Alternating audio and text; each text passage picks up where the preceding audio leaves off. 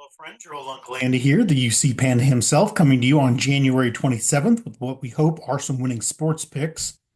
Um, Hope everybody enjoyed the two title games yesterday, the two conference championship games from the NFL. I didn't. We had a loser in Washington and a loser in Buffalo. I guess we should have called the referees ahead of time to have figured out who the winners of those two contests were going to be.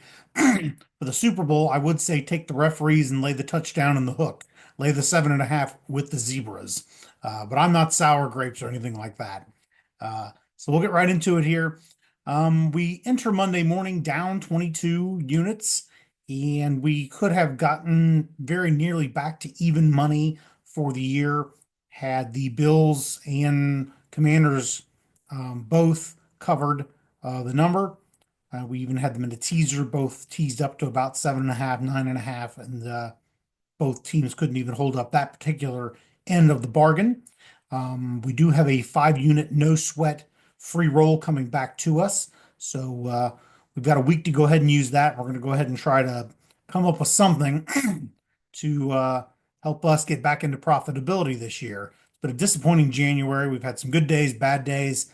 Saturday, we sort of, if you watched us on Twitter, we sort of changed it up a little bit. We still had some juice reducer parlays, but we didn't have everything for the whole day tied into one particular juice reducer parlay. We sort of had three different juice reducers going. One of them fell by the wayside with Vermont. The other two were moderately successful. So we certainly may need to look at doing that. And I would caution everybody with these college basketball games. There's even a few tonight where you have teams laying 8.5, like Jacksonville State. I'm not convinced Jackson's going to even win the ball game, let alone lay 8.5, let alone tie everything up we're doing tonight into a parlay involving them. There's no game on the board tonight that I would swear is going to be a winner. And so you have that happen in basketball. Now that football is sadly ending.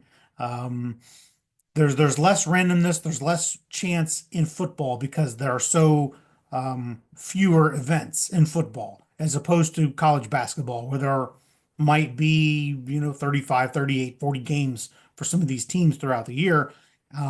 You put 40 events together, one or two of them, three of them, five of them are going to be a clunker. So unfortunately, we've had a few clunkers in some of these juice reducer parlays here in January. Um, but we're gonna keep plugging away at it, and we should be okay. We're risking about 10 units tonight to win 18 units. We are on a 4-0 run on our NHL Grand Slam wagers, and we do have a Grand Slam wager coming up for you here this evening. These are all the plays for tonight. Not a whole lot going on, but we are going to take the Red Wings over the Kings at home. Wings playing very well as of late. I like the payout plus money. Kings mired in a road trip. Kings didn't play particularly great Saturday night in a loss at Columbus. So I do like the Red Wings for the payout. If it were Red Wings, laying money, I probably wouldn't have taken them. But for plus money, let's do it.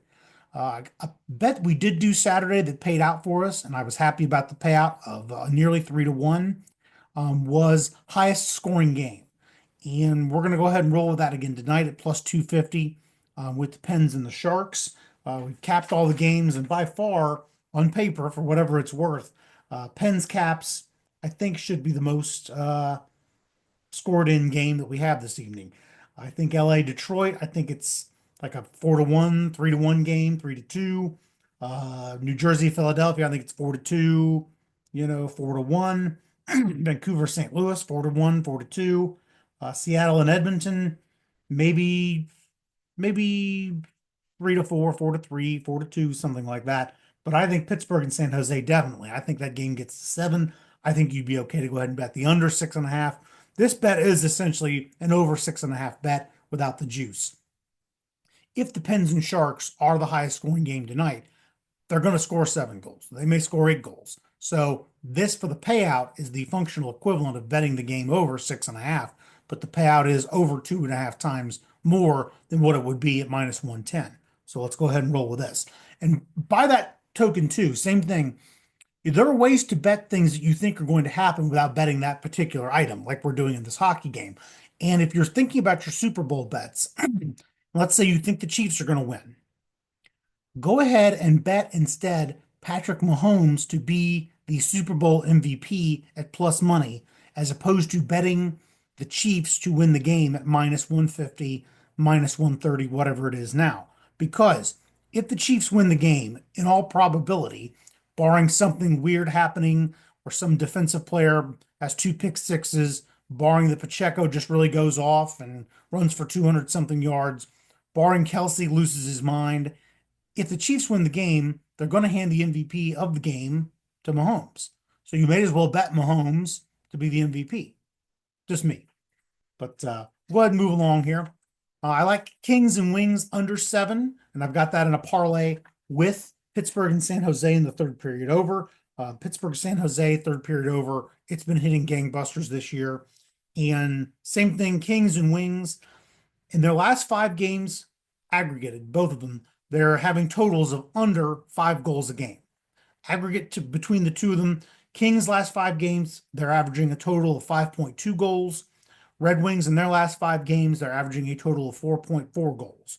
Aggregate those together, and we're looking at 4.8 goals. So you probably would be okay to even take the under 5.5. I'm always leery of taking an under 5.5 because of all these empty netters. You could probably get away with it, but I feel more comfortable about it and what we're doing here. And we can incorporate that very juicy, that very chalky third period over in the Penguins and the Sharks. Same thing, Flyers and Devils. I think the third period goes over. Both teams very strong in that trend. I like the Ohio State Buckeyes in basketball tonight, straight up. Combine the two, it's a minus 108. We're going to go ahead and take the Grand Slam at under 30.5 goals. I have it capped at 29.5 goals. So I don't have much margin for error there, but I really do like the under in that game. I think we're going to see some low scoring games tonight on the ice in everybody except Pittsburgh and San Jose. Moving on to college basketball, not a very big card, but there are a few things I really did like. I'm not going to string a lot of these things together in a parlay. We're just going to go ahead and take them singly. I don't like laying some of this juice and, the minus 112, the minus 108, but we'll deal with it. I do like Penn State. I'm sorry, it's Penn State plus 9. I should have put that on there. It's the Lions plus 9 points, and Penn State could win the ball game. Heck, the reason I'm picking this is because Penn State has beat Michigan straight up the last 3 times. Listen to this statistic. Michigan coming off a really embarrassing loss Friday night against Purdue. Since 2022, Michigan is 15 and 27 against the spread following a loss, and they are in conference games 20 and 29 against the spread since 2022. So we'll go ahead and take Penn State and the points. I do like the over. It's a very paltry over in Holy Cross, Boston U.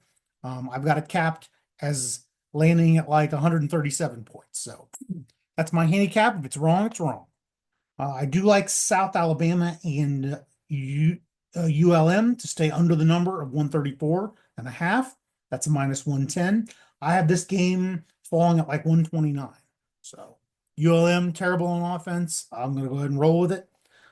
My play of the night, though, would probably be maybe not a school you've heard very much of, but Texas A&M Corpus Christi. They are at home against McNeese. They are getting 8 points. I think that's a steal. Listen to this. Corpus Christi, in their last 10 games against McNeese, they have covered the number 9 out of 10 times.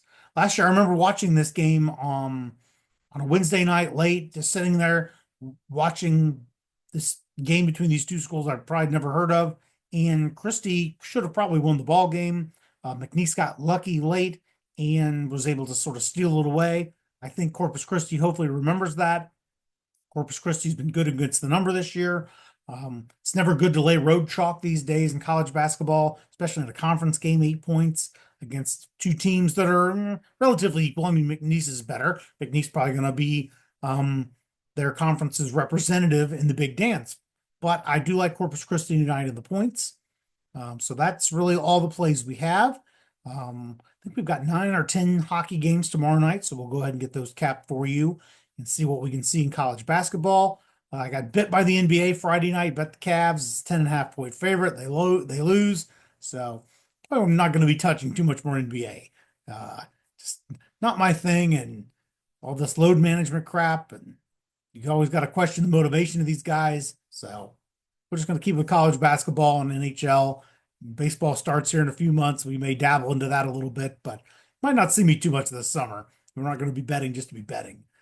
If we're going to do that, we'll bet darts and things like that. There are people on Twitter who actually bet darts and are actually pretty good at it. So maybe we'll watch those videos together and we'll all cash some tickets.